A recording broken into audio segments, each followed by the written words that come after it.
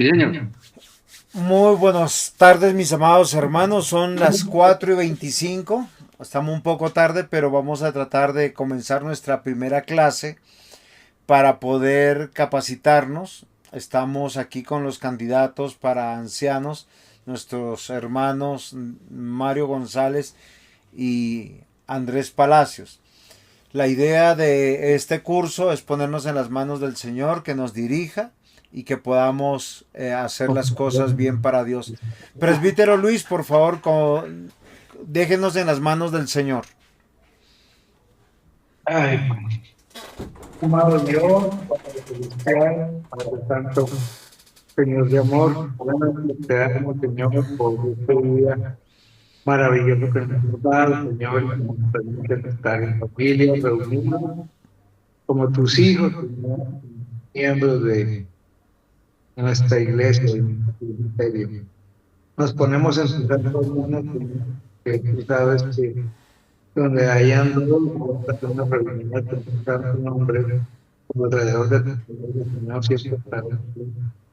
Gracias te damos, Señor, de que derramas bendiciones en nuestras vidas y te pedimos, Señor, por lo que vayamos a completar nuestro estudio y todo lo que tengamos, lo hagamos para Dios, lo hagamos con tu dirección, Señor. Tú eres Padre celestial. En el nombre de tu Hijo Jesús, oramos con acción de gracias. Amén. Muy bien, mis amados hermanos. Me alegra poder estar con ustedes en este desafío que la iglesia nos presenta. La idea es comenzar cada uno de estos sábados a las 4 de la tarde para poder entrenarnos y capacitarnos. La idea también sería que en algún sábado, por lo menos una vez al mes, reunirnos en la iglesia para poder estar juntos y compartir.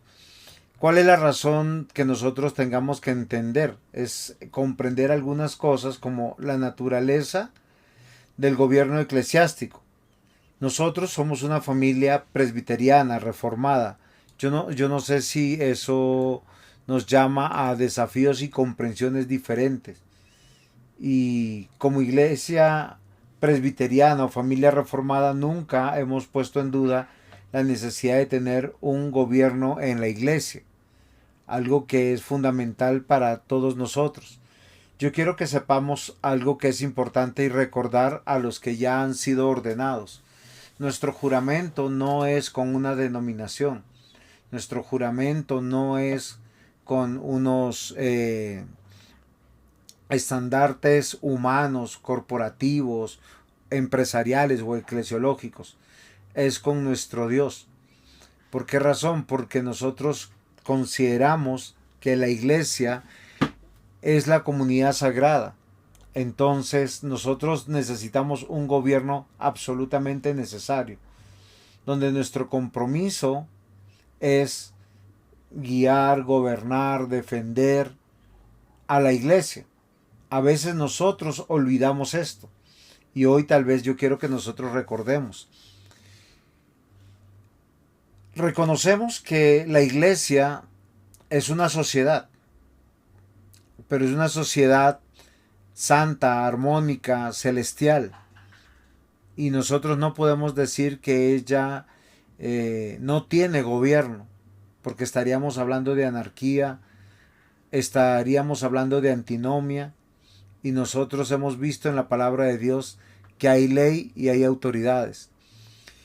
Y esta ley y estas autoridades nos permiten entender que hay personas que responden a Dios por la iglesia. Tanto así que cuando nosotros somos llamados ancianos y diáconos, somos los que nos echamos al hombro su dirección, su funcionamiento.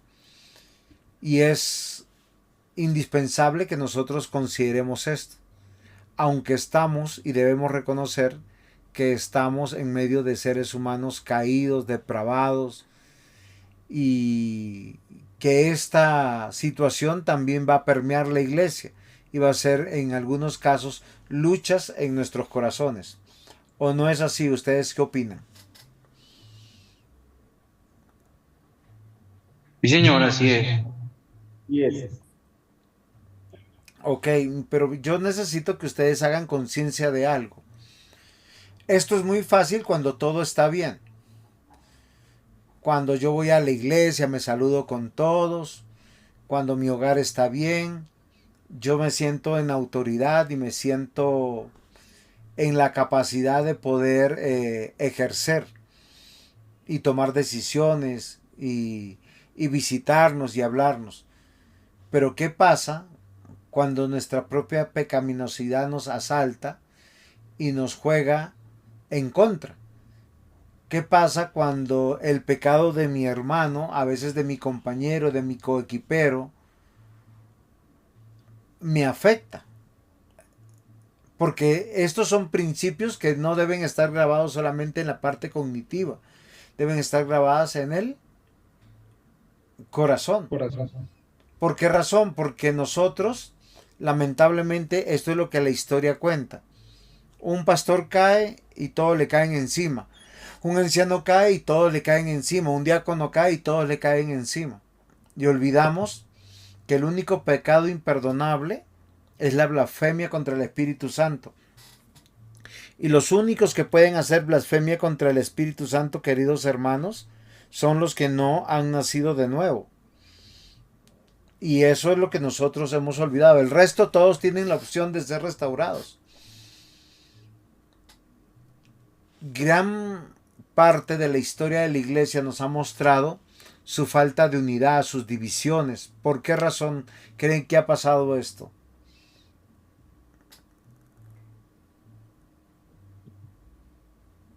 Pienso que tiene que ver con el pecado, el egoísmo, eh, el deseo personal. Pienso que tiene que ver con el pecado. Ok, pero miren, el pecado, ¿sabe dónde se ve? Se ve en algunos aspectos bíblicos. ¿Se acuerdan cuál fue el mayor de todos los gobernantes manifiesto en la escritura? El rey David, El rey Antes David, de la monarquía, Abraham, antes, no, pues Abraham no tenía un pueblo que gobernar. El primero que tuvo un pueblo que gobernar fue Moisés. ¿Y quiénes se levantaron contra Moisés? sus hermanos. Ok, yo quiero que dimensionen esto. ¿Por qué? Porque muchas veces nosotros olvidamos que esta comunidad sagrada que tenemos, que se llama iglesia, que es una expresión del reino de Dios, la materia prima son personas que están luchando con el pecado y ellos son pecadores igual que nosotros. Y que nosotros estamos llamados a liderar, batallar y a no fracturarnos, a no quebrarnos. Las grandes divisiones han surgido siempre por intereses personales, individuales, donde dicen yo no me adhiero a esto, están equivocados. Lo que yo les decía hace un par de meses atrás, un presbítero de Chile me llamó y me dijo, pastor, yo estoy renunciando a la iglesia. Él estaba siendo entrenado y capacitado para ser pastor. Pero ¿cuál fue su problema? El problema de él fue que a su pastor le diagnosticaron un tema de depresión. Y ese tema de depresión lo estaba llevando a prácticas, acciones posiblemente equivocadas.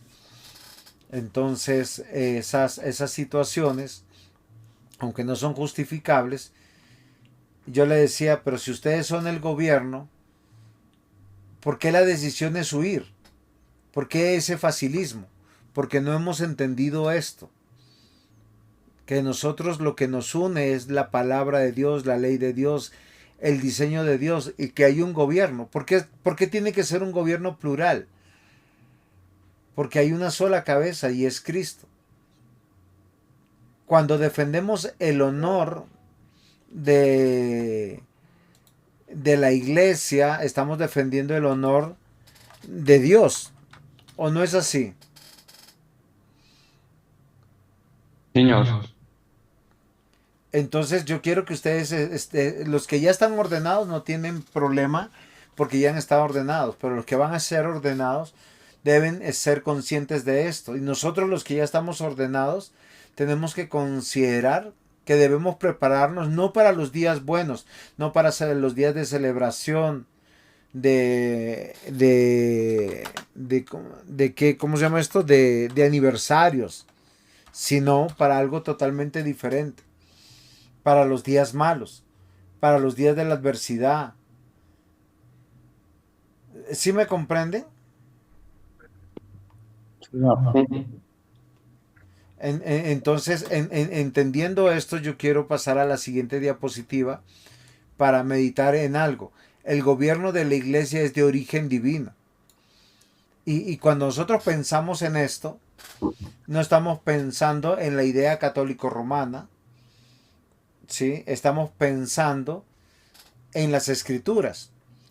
¿Ha dejado Dios a criterio de los miembros de la iglesia lo concerniente a la política eclesiástica? Entendiendo que la política es el arte de gobernar.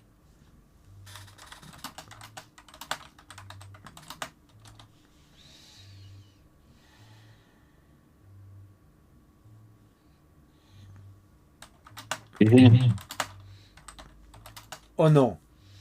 Pero ¿ustedes qué piensan? Sin leer. ¿Dios ha dejado a criterio de la iglesia lo concerniente a la política eclesiástica? O sea, la iglesia tiene la capacidad de decir cómo nos reunimos, quiénes gobiernan la iglesia, qué hay que hacer, cómo No, se señor, deciden las cosas. no es la iglesia, es la palabra. Ok. ¿Hay en la Sagrada Escritura un modelo de gobierno eclesiástico? Sí, claro, sí, sí. ¿O cada iglesia puede organizarse de acuerdo a sus propios principios? Son Pues preguntas hoy, que se hoy lo están... hacen mucho, Señor, hoy lo hacen mucho según sus propios principios, pero pues en la palabra hay un modo. miren, esto es interesante. Hoy en día hay iglesias que tienen misión y visión. Y tú entras a sus centros de reunión y están sus cartelitos. Esta es nuestra misión y esta es nuestra visión. Y eso Pues, no es pastor, bíblico. si me Señor, permite, decir un aporte, pues, yo pienso que más lo que se ve en las iglesias por puntos de doctrina, como usted le está diciendo, pero que realmente ya como iglesia reformada en la Biblia, ¿no? O sea, hay iglesias, doctrinas que establecen su forma de gobernar, pero lejos de lo que está establecido en la escritura. ok, eso no, ya no los haría iglesia. Es que la iglesia, miren, fíjense lo que pasó entre el siglo séptimo y el siglo XII. La iglesia llegó en una ignorancia de doctrina y de palabra que se quedaron solo con la parte emocional y litúrgica. Tanto así que los que gobernaban la iglesia eran personas que repetían ceremonias rituales, pero no las entendían, porque no venían del corazón. La escritura nos dice que nosotros debemos tener un culto racional. Y algo que nosotros como presbiterianos creemos es que la Biblia, o que en la Biblia es posible encontrar las principales y esenciales características de un sistema de gobierno que viene de la autoridad divina y es una obligación universal. ¿Qué quiere decir? Que hay principios para poder gobernar la iglesia. O sea, hay un gobierno delegado por Dios. Y es una responsabilidad dada a los hombres, a los seres humanos. Por eso nosotros tenemos que tener una lectura consistente y sistemática del Nuevo Testamento, sobre todo porque vivimos en esta época, para poder comprender que Cristo quería una iglesia ordenada. Recordemos que Cristo cumplió las promesas, los signos, los sellos y sacramentos prometidos en el Antiguo Testamento. Y ahora en el Nuevo Testamento estamos llamados a evocar el orden necesario, como dice la misma palabra, todo hágase en orden y con decencia. Algo que me parece que es interesante, y para que haya orden tiene que haber autoridades. Solo la autoridad con estar presente. Es como cuando usted, Andresito, está en la casa. Todas las situaciones del hogar cambian. ¿O no es así? Sí, señor. Cuando usted no está, hay algunas cosas que están manga por hombro. Como dirían acá en Colombia. ¿Cómo se puede traducir eso de manga por hombro? Como, pues digamos que de la manera como o sea, se pueda, ¿no? La manera de pronto como ya Sí, cada quien hace como quiere. Eso evoca a veces anarquía. Pero en la iglesia no puede pasar esas cosas. Algo que nosotros tenemos que entender, que nos estamos capacitando para tomar juramento delante de Dios. Y les voy a decir algo, los llamamientos son irrevocables. O sea, si usted es un hombre comprometido con Dios, si Dios le ha dado liderazgo, si usted le ha dado un juramento, usted después, mañana más tarde, no puede decir, oiga, venga, yo creo que me equivoqué. Es que Dios no me llamó a esto. ¿Sí? Porque nosotros pertenecemos al ejército del Señor, pertenecemos a la asamblea sagrada del Señor. Es que es bonito cuando la escritura dice nación santa, real sacerdocio. Y sí, lo son todos los creyentes, pero hay de manera especial. Y nosotros cuando decimos fallar, no estamos fallando a hombres, estamos fallando a un llamado que Dios ha hecho a nuestro corazón y a nuestras vidas. Entonces, algo que tiene que ser consistente en nosotros, mis queridos hermanos, es que la Biblia presenta un gobierno bíblico. Entonces tenemos que concluir de manera correcta nosotros que Dios no ha dejado el gobierno de la iglesia a la voluntad humana. O sea, no es como que, oiga, hoy yo voy a hacer un estilo, mañana otro. No es producto del desarrollo de las circunstancias políticas de un país, ni de la voluntad mayoritaria de la iglesia. O sea, no somos congregacionalistas, pues así como la iglesia pertenece a Cristo, a quien es su cabeza, y ella es su cuerpo, el gobierno de su iglesia es modelado y establecido no por la sabiduría del hombre, sino por la cabeza de la iglesia. No descansa sobre la base de las conveniencias humanas, sino de lo establecido divinamente. ¿Hasta aquí es claro o le surge algunas interrogantes o algún aporte? Sí, señor, hasta aquí, claro. Andresito, ¿usted qué opina? no está claro, pastor. Lo que yo quiero de llamarle su atención es que esto no es un juego. Esto es muy serio, porque es delante de la presencia de nuestro Señor. Y aunque muchos oficiales en la iglesia lo toman de manera circunstancial, nosotros tenemos grandes ejemplos en la Biblia de hombres de Dios que en medio de sus circunstancias de adversidad, de dolor o de prosperidad, dignamente ellos sirvieron para la extensión del reino de Dios. Y es algo que yo quiero en esta tarde poder hablar claramente con ustedes, porque ustedes son llamados a ser coequiperos. La Biblia norma la forma de gobierno eclesiástico. Ciertamente la Biblia norma la forma del gobierno eclesiástico, pero esta afirmación levanta por lo menos dos preguntas. ¿Por qué el gobierno de la iglesia está determinado solamente por la palabra de Dios? ¿Y por qué el hombre no puede determinar la forma de gobierno haciendo uso de su sola inteligencia?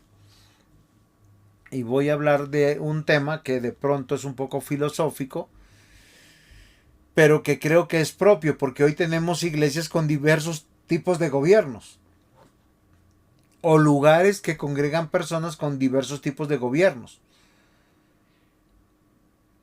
por el eclecticismo imperante que hay en nuestra sociedad. A las personas no les gusta someterse, ni sujetarse, ni ser enseñados. A la gran mayoría han ido al extremo de la sola escritura. ¿Ustedes saben a lo que me estoy refiriendo? Que muchas personas piensan que ellos leyendo la Biblia y orando y siendo guiados por el Espíritu Santo van a llegar a las mismas conclusiones de todos aquellos que están dentro de la iglesia. Y hay algo que nosotros tenemos que considerar. No todos hemos sido iluminados de la misma manera. No todos llegamos a las mismas conclusiones y necesitamos ser enseñados. Las grandes divisiones en la iglesia y las grandes herejías nacieron de hombres eclépticos. ¿Sí conoces, Andresito, el término ecléptico? No lo conozco. Diácono Mario, ¿usted la conoce? Señor, ecléctico es que no es ni caliente, que mezcla una cosa con otra, que mezcla formas de pensamiento. La conozco a nivel del arte, que es mezclar estilos. Ok. En el siglo IV, después de Platón, cuando vino luego Sócrates, todos ellos fundaron posiciones muy claras, filosóficas y dogmáticas que se podían aplicar a muchos ámbitos de la vida. Los eclépticos dijeron, yo no estoy de acuerdo con que hayan posiciones absolutas y verdaderas. Y la posición filosófica ecléptica es, tomemos de todos lo bueno y conformemos algo. Hoy en día muchas personas dicen, nosotros somos de sana doctrina. ¿Por qué razón? Creemos en el Padre, en el Hijo, en el Espíritu Santo, leemos la Biblia, oramos, practicamos las verdades que dice la Escritura, pero nosotros somos los que llegamos a los puntos importantes que nuestra iglesia quiere determinar, y por eso han surgido iglesias que tienen misión y visión propias, cuando la misión y la visión propia de la iglesia es cumplir la voluntad de Dios, y Dios le ha dado a todas las iglesias dones y talentos para llegar y alcanzar a los perdidos. Los presbiterianos creemos, a la primera pregunta, esa pregunta que está aquí en rojo, ¿por qué el gobierno de la iglesia está determinado solamente por la palabra de Dios? Porque la iglesia no es una sociedad meramente humana, sino tiene un origen divino, y por lo tanto está bajo la autoridad divina, bajo el gobierno de Cristo. ¿Quién es iglesia? Todos los que fueron llamados a la salvación, añadidos por Dios, sostenidos por Dios, regenerados por Dios, y son enseñados por Dios no de manera mística. El místico ora 2 horas, lee un texto y dice, Dios me iluminó. Pero si su conclusión no se ajusta al conjunto de las autoridades y la declaración de las autoridades de la iglesia, es un hereje.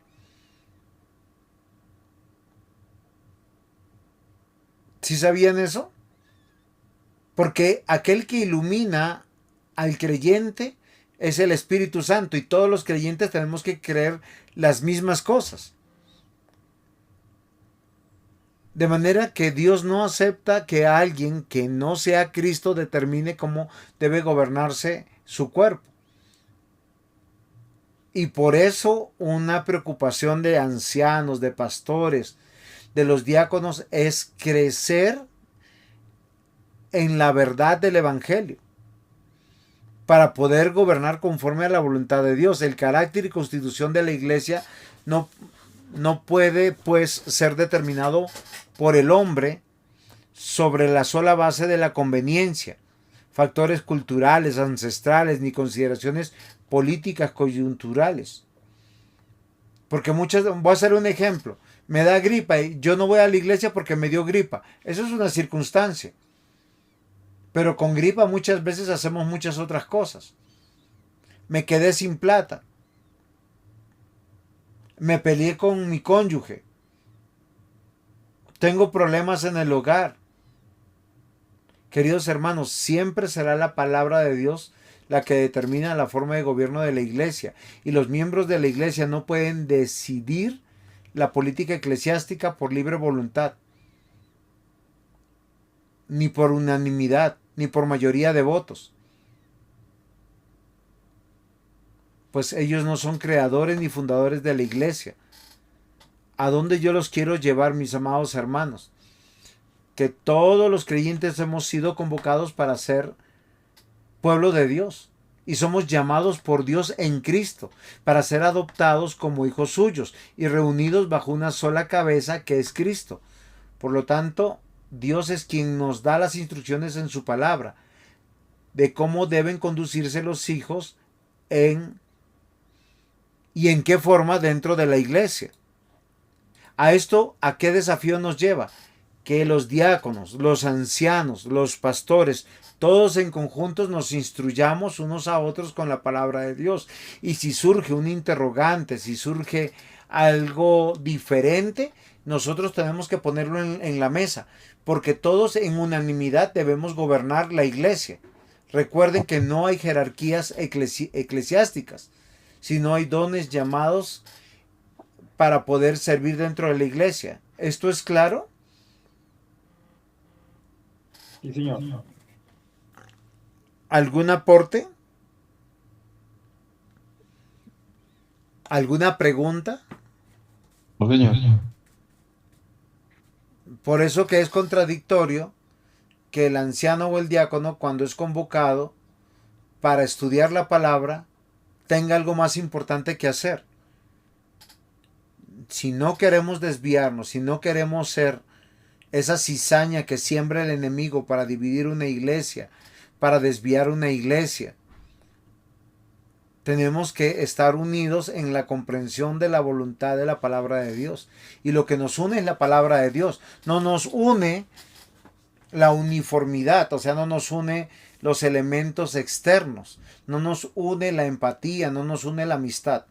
Y esto debe ser claro para nosotros, como presbiterianos, mis amados hermanos.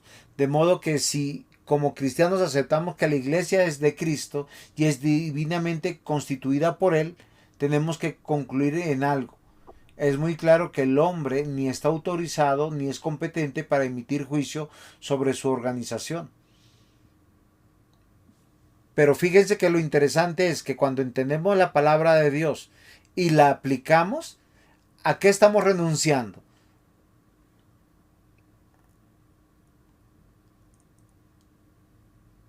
A nosotros mismos. Ajá, y a nuestra opinión.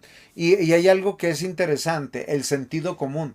Y cuando hablo del sentido común no estoy hablando de que, oye, está quemando eso, está prendido, caliente eso, no lo toques porque te quemas.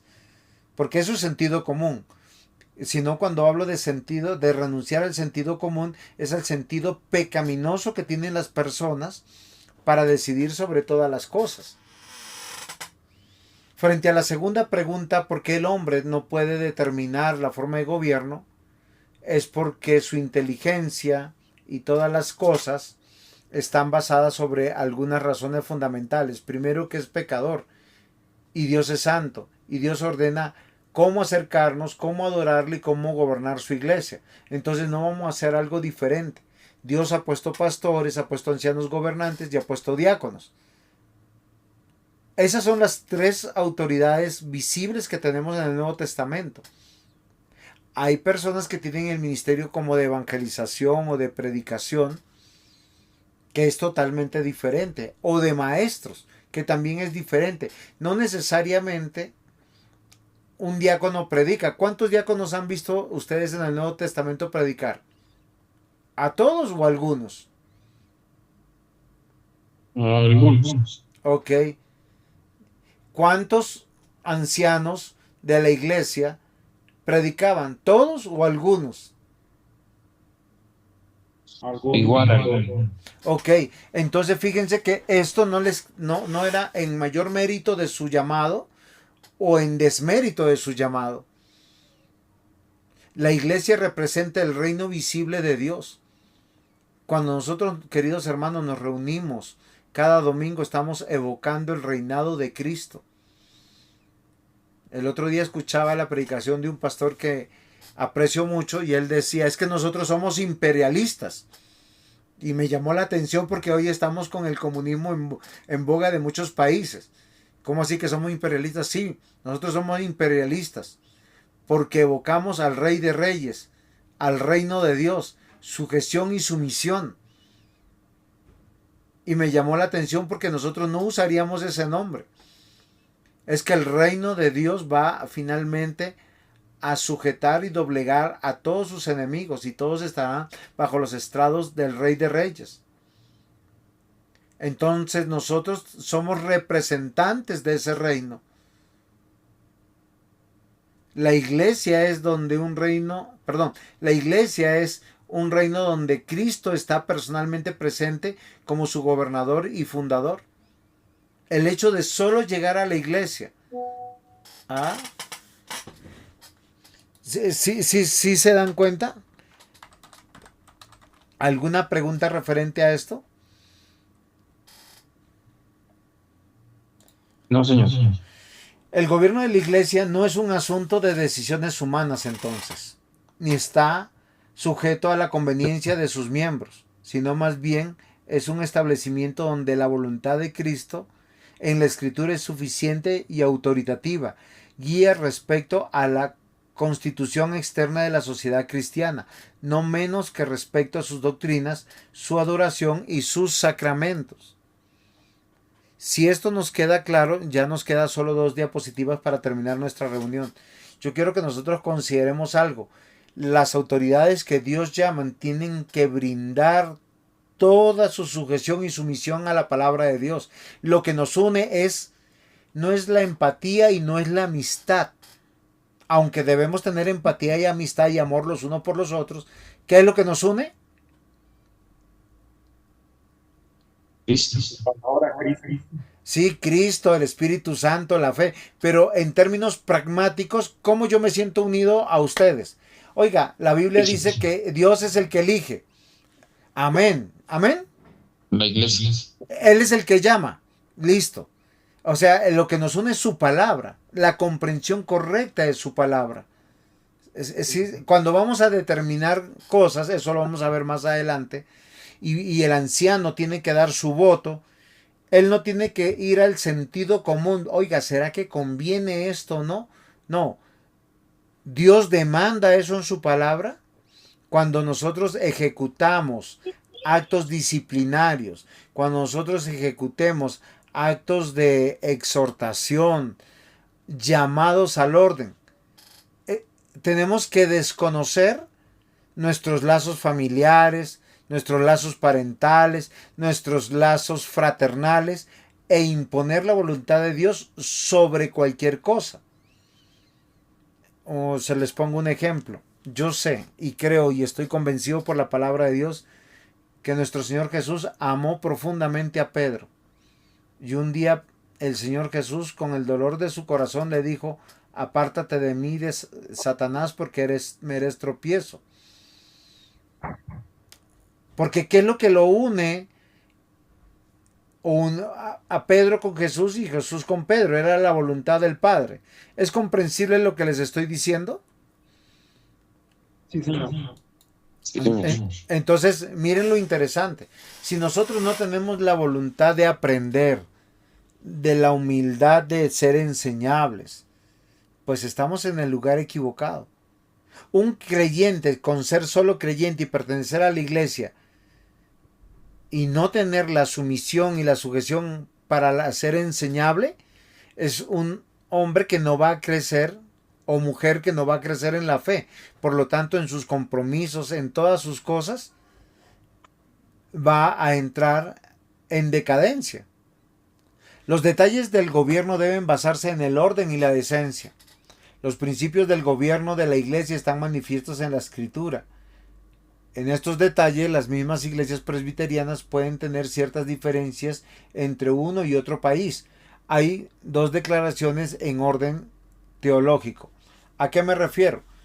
Todos nosotros buscamos el orden y la decencia dentro de la iglesia. Voy a hacerles un ejemplo. Nosotros como iglesia recogemos los diezmos después de la predicación. Hay iglesias que recogen los diezmos antes de la predicación. Y hay iglesias presbiterianas que no recogen diezmos dentro del culto. Sencillamente todos los creyentes se dirigen a un lugar donde saben que durante todo el culto está el lugar de recepción y ponen ahí sus diezmos y sus ofrendas. Estas diferencias existen y son verdaderas. Hay iglesias presbiterianas que su predicación son... Oiga, el otro día sí me sorprendí. Y eso está pasando en Estados Unidos y en iglesias presbiterianas que se están separando de la ortodoxia. Póngale el tiempo mínimo de una predicación. Ayúdenme. ¿Una 20 hora? minutos. Muy bien. En Estados Unidos han llegado a contabilizarle al predicador 17 minutos de predicación. ¿Por qué Tremendo. razón? Porque tienen cultos de una hora. De 7 a 8, de 8 a 9, de 9 a 10 y de 11 a 12. Mm, Y hay que son varios hacer... cultos. Sí, claro, pero lo que hacen, ¿qué es lo que pasa? Pero han disminuido la predicación a 17 minutos. El predicador tiene 17 minutos para desarrollar su predicación, pero eso lo determinó su gobierno. Pastor, pero eso es al orden del culto que el pastor o el presbiterio lo determina, o es un orden doctrinal ya como tal de esa iglesia. Ok, la escritura dice que se debe predicar, el tiempo lo pone en cada consistorio. ¿Cuáles serían entonces los principios? Miren lo interesante. El detalle de nuestro gobierno es un llamado al orden y a la decencia. Entonces hay un orden en cada iglesia presbiteriana donde hay una invocación, lectura de la palabra, unos cánticos, y para hacerlo todo en una hora, pues hay que dejar todos esos tiempos, pero reducirlos todos. Ya no se cantan 4 canciones, sino una canción, ya no se canta para ciertos eventos, ya no se va a leer tantos, si no se lee 2 o 3 versículos, ya no se leen capítulos completos, qué sé yo. Lo que yo quiero decirles las diferencias que hay, pero esas diferencias deberían nacer de 2 razones fundamentales. Primero, la Biblia es nuestra suficiente guía para establecer la constitución y ordenanza de la Iglesia. Sin embargo, no encontramos en ella un cuerpo sistemático de legislación eclesiástica. Por lo tanto, la Iglesia está llamada a formular sus propias declaraciones o explicaciones. Pero aún en estos detalles estamos en la obligación de conservar los principios generales de la Escritura. Creemos el principio del orden y la decencia establecido en Primera de Corintios capítulo 14, 40, que dice hágalo todo. ¿Cómo dice? ¿Se acuerda? Con orden, sí. Sencillamente y en la... Exactamente. Ahora, segundo, aunque la Biblia es suficiente guía para establecer la constitución y ordenanzas de la Iglesia, sin embargo debemos distinguir aquello que es esencial a la estructura eclesiástica de las que son características circunstanciales. Por lo tanto, en todo aquello que la Iglesia como sociedad tiene en común con otras sociedades, corresponde a la Iglesia determinar los arreglos necesarios para su bienestar. Un ejemplo, estamos en una ola de invierno, donde sabemos que hay lugares donde hace demasiado frío, entonces hay que determinar cierta infraestructura, ciertos horarios, igual como por decir, yo conozco lugares donde el sol al mediodía, entre las 11 y las 3 de la tarde, pega tan duro que la gente ni siquiera se transporta. Entonces son situaciones del gobierno, pero buscando el orden y la decencia, pero los principios fundamentales con los que gobernamos la iglesia están en la palabra de Dios. ¿Está claro hasta aquí? Sí, señor. Sí, señor. Muy bien, este ya es, si no me equivoco, nuestra última diapositiva del día de hoy.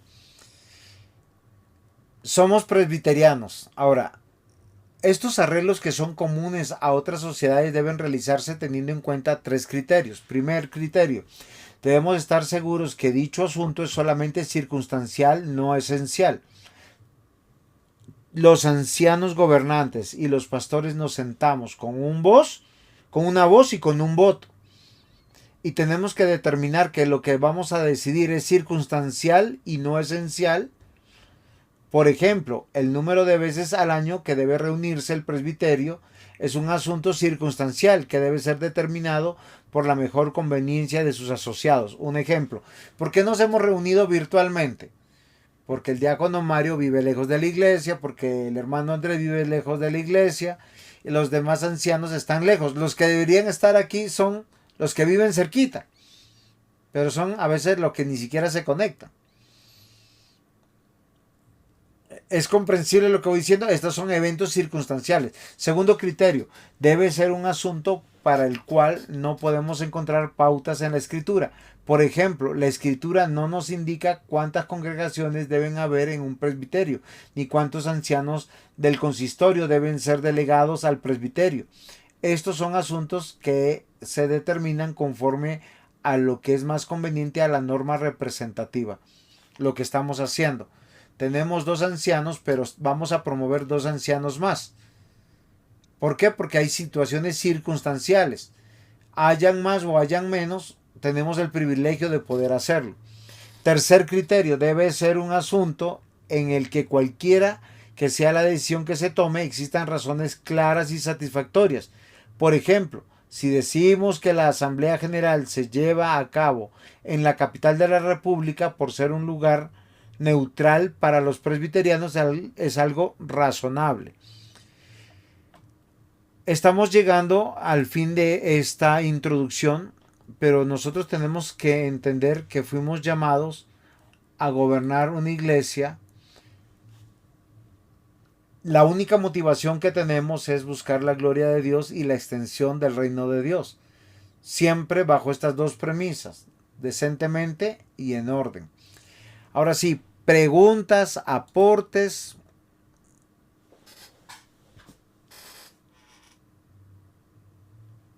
¿Está siendo claro? Una introducción. Estamos introduciendo apenas, ¿va? Tenemos más de 52 domingos para poder estar en este trabajo. Solo yo quiero que sepan que lo único que nos une no es la empatía, ni siquiera es, ¿cómo se llama esto? Nuestra amistad, ni el amor de los unos por los otros. Lo que nos une es la palabra de Dios. El Espíritu Santo, ¿cómo nos une? Con una misma verdad. La fe, ¿cómo nos une? Creyendo a las mismas doctrinas, las mismas verdades, los mismos principios. Eso nos hace no solamente cristianos, bíblicos, presbiterianos, nos hace hijos de Dios. ¿Qué necesitamos para crecer como un equipo de trabajo coherente?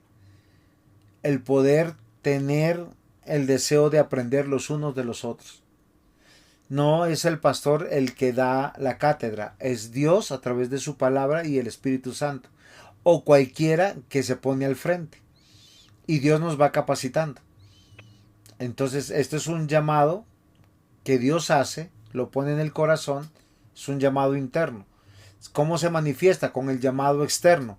Los ancianos, los que están ya en autoridad, se reúnen y promueven y dicen, venga, esto es necesario. Creemos que a usted Dios lo está llamando por estas razones. Pero este llamado es irrevocable, porque es un juramento delante de Dios. Y nosotros somos sostenidos en ese juramento, no por nuestras obras, no por nuestra intencionalidad, sino porque Dios está perseverando en nosotros hasta el final. Amén. Muy bien, vamos a terminar. Yo quiero que sean así corticas. Ojalá el próximo sábado sea 4 de la tarde. Traten de no comer nada antes para que estén tranquilos. Y en cuanto tenga la clase ya grabada y posteada, se las voy a compartir. Sí, señor. Ok. ¿Me permiten orar por sus mercedes? Sí, señor, claro que sí. Amado Señor y buen Dios Padre, venimos en el nombre de Jesús. Señor, no hay dignidad en nosotros. De hecho, nuestros pecados, Señor, nos advierten y nos acusan de muchas maneras. Pero hoy, Señor, te rogamos y te pedimos que seas tú limpiándonos de nuestra maldad, lavándonos, Señor, purificándonos. Queremos servirte, Señor. Ayúdanos a amar tu iglesia como tú la has amado hasta la muerte. Ayúdanos, Señor, a amar tu palabra como tú la has amado, Señor, sin condiciones, con todo el valor, aun si tuviéramos que entregar la vida.